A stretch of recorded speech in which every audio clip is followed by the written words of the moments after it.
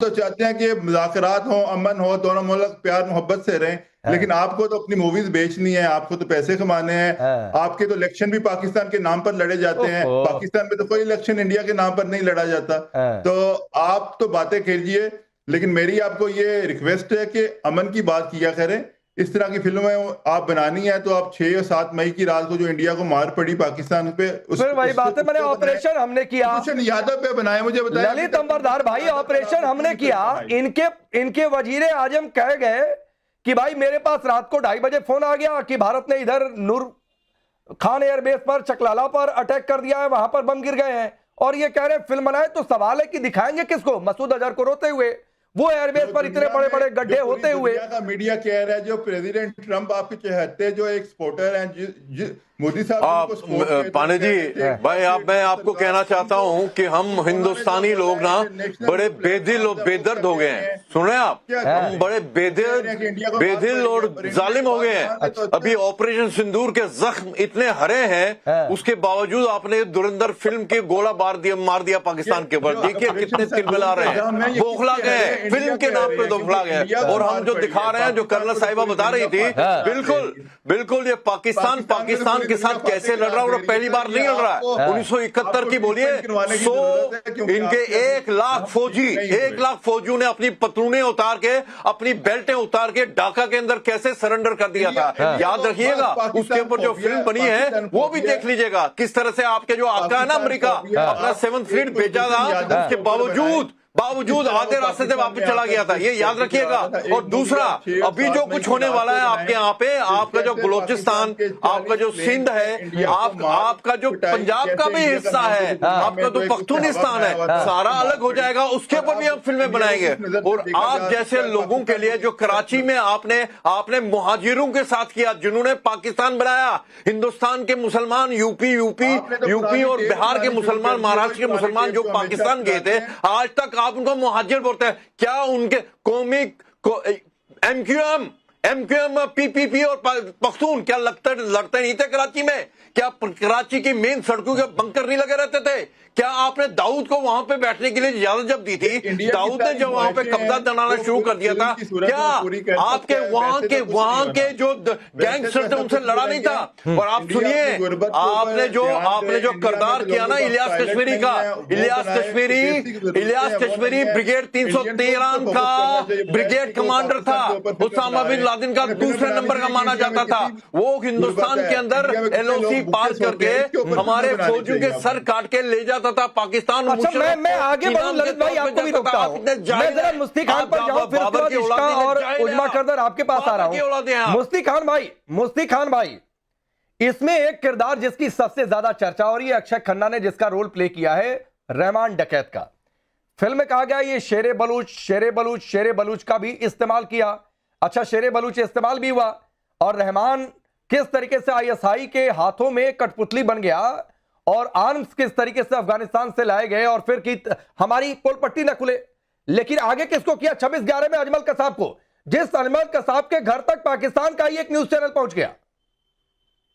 जी देखें, ये जो पाकिस्तान जो ड्रामा अंग्रेज छोड़ के गए हैं, ये अंग्रेजों का ड्रामा जो नाकाम ड्रामा है पाकिस्तान।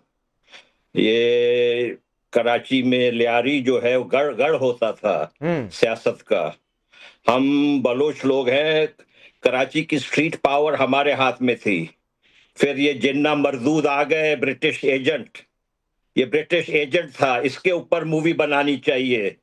इसने आके, आपको मालूम है, सुअर खाता था, वाइन पीता था।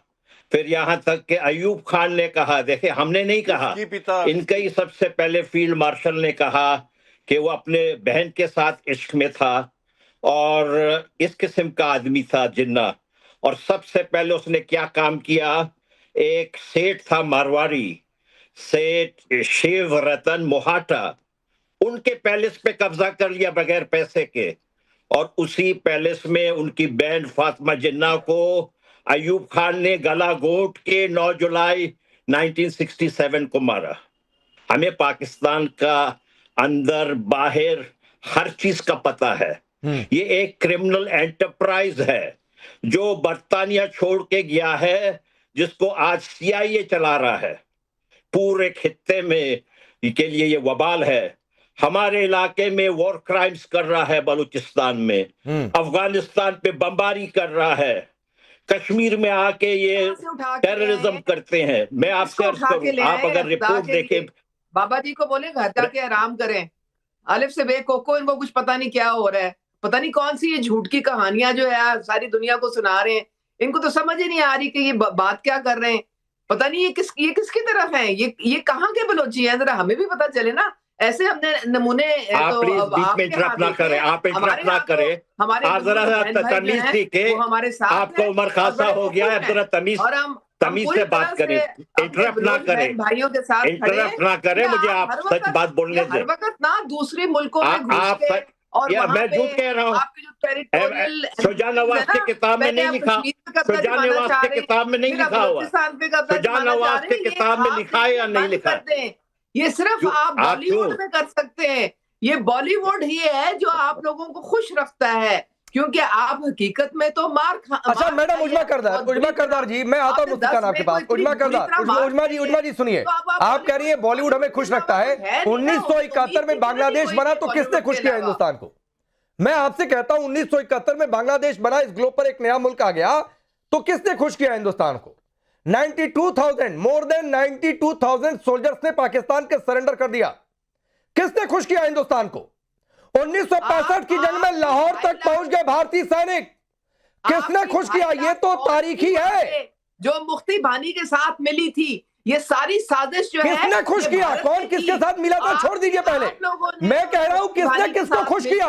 भारतीय सेना ने हिंदुस्तान को खुश किया, पाकिस्तान के 2 टुकड़े करके। आपने उनकी 92,000 सैनिकों की पतलूनें उतरवा के भारतीय सेना ने करोड़ों भारतीयों को खुश किया। आपका किया धरा, सब आपका किया धरा था। आपकी 2.5 लाख फौज क्या कर रही थी वहां पे? आप लोगों ने ये पूरी प्लानिंग के साथ जो है ये अटैक किया था। प्लानिंग के साथ किया था, किया ही था। नहीं ललित, मैं इसका 30 सेकंड दीजिए। ललित अंबरदार ये कह रही है भारत ने किया था। अरे 71 में हमने टुकड़े किए थे, किया ही था। 92,000 सैनिकों का सरेंडर करवाई था। लड़ी थी जंग, पाकिस्तान ने पहले किया था, उसके बाद इनको बताना चाहिए ये मोहतरमा, ये मोहतरमा जो रिकॉर्ड की तरह बोलती रहती है, इनको शर्म आनी चाहिए। जो आपने ईस्ट पाकिस्तान के अंदर वहां की औरतों के साथ रेप किया, वहां की नस्ल चेंज करने की कोशिश की, लाखों औरतों का रेप किया वहां पे, लाखों बच्चों को मार दिया, मर्दों को मार दिया, और आपके हाँ हमने जंग छेड़ी, बड़े प्लानिंग के साथ की, ऐसा किया कि आपके 90,000 फौजियों ने वहां पे जो सरेंडर किया। ये तो हमने बेवकूफी की। आपके वो 1 लाख फौजियों को वॉर क्रिमिनल्स की तरह ट्रीट करना चाहिए था, फांसी पे चढ़ाना चाहिए था। ऐसी बेदर्दी के साथ आपने अपने मुसलमान पाकिस्तानियों के साथ जुल्म किया था इस पाकिस्तान में। और सुनिए, अकबर बुख्ती कौन है? अकबर बुख्ती के साथ क्या किया था आपने? अकबर बुख्ती के साथ आपने क्या किया था? कैसे मार दिया था जनरल मुशर्रफ ने उसको? और आप बलोचिस्तान के अंदर लड़कों का रेप करवाते हैं, आप बलोचिस्तान के अंदर औरतों का रेप करवाते हैं। इस फिल्म का एक डायलॉग है, मुंह तोड़ने के लिए मुट्ठी बंद करना जरूरी है। तो पाकिस्तान को भी तोड़ा तो मुट्ठी बंद करके स्ट्रेटजी के साथ तोड़ा। अब इसका Taneja, coming back to the film, फिर उसके बाद जहांगीर भाई आपके पास आता हूं। बीच में आप डिसअपियर हो जा रहे थे।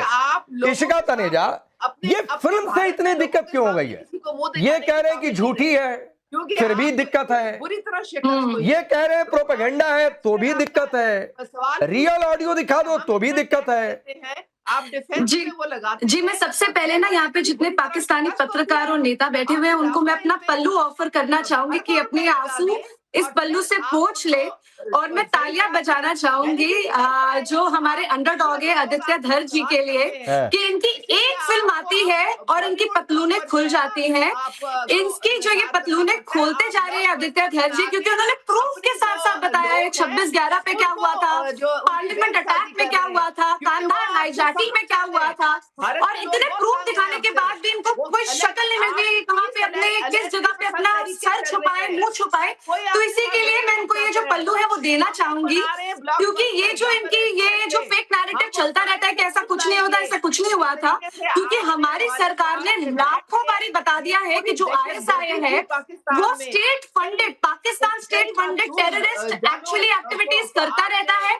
इनको ये बोलना चाह रही हूँ ताकि दुनिया कि को जितने भी यहाँ पे नेता हैं, जितने भी पाकिस्तानी पत्रकार बैठे हैं, उनको मैं अपना पल्लू ऑफर करना चाहूंगी कि ये अपने जो आंसू है वो पोंछ ले, क्योंकि जो आदित्य धर जी की ये जो फिल्म है, एक अंडरडॉग आता है और वो इनकी पतलूने खोल जाता है। मैडम नॉन स्टॉप बोलती जा रही है क्योंकि इनमें हिम्मत नहीं है सच सुनने की। वहाँ पे एक सच प्रूफ दिखाए जाते हैं, 26/11 का प्रूफ दिखाया जाता है, पार्लियामेंट अटैक का प्रूफ दिखाया जाता है, प्रॉपर कांधार हाईजैकिंग के प्रूफ दिखाए जाते हैं, लेकिन इनसे ये डाइजेस्ट नहीं होता है कि प्रूफ कैसे लोगों को पता लग जाए। तो ये हमारी बोलती तो बंद कर नहीं सकते हैं, जैसे कि अभी बोलते जा रहे हैं तो ये फिल्में बैन करा देते हैं। हमने लाखों बारी प्रूफ दिया है कि ISI Pakistani state funded terrorist organisation है, कोई खुफिया ऑर्गेनाइजेशन नहीं है। लेकिन जैसे ये सच सामने आ जाता है तो इनको कुछ नहीं समझ आता, ये फेक नैरेटिव शुरू कर देते हैं। अभी एक पत्रकार साहब ने बोला कि हम क्यों नहीं ऑपरेशन सिंदूर का दिखाएं। जब ऑपरेशन सिंदूर के ऊपर फिल्म बना देंगे तब इनको कुछ समझ नहीं आएगा ये क्या बोले। नहीं, इशिका उस पर भी फिल्म बनाएंगे। जरा एक मिनट दीजिए, मैडम उजमा जी रुक जाइए। नहीं अच्छा लगता फिर मैं पीसीआर से कह दूंगा कि जिसका मैं नाम लूं उसी की आवाज आप करें, तो नहीं अच्छा लगता है ना उजमा जी। बार बार आप बोलते जा रही हैं। चलिए पीसीआर इनकी आवाज डाउन करिए, इनकी आवाज डाउन करिए, जब कहूंगा तब करिए। जिसका मैं नाम लूं इधर से या उधर से, हिंदुस्तान से या पाकिस्तान से, जिसका मैं नाम लूं उसी का आवाज आप करिएगा, या तो फिर लोग इशारा करें। For more of such videos, do like, share and subscribe to ET Now Swadesh.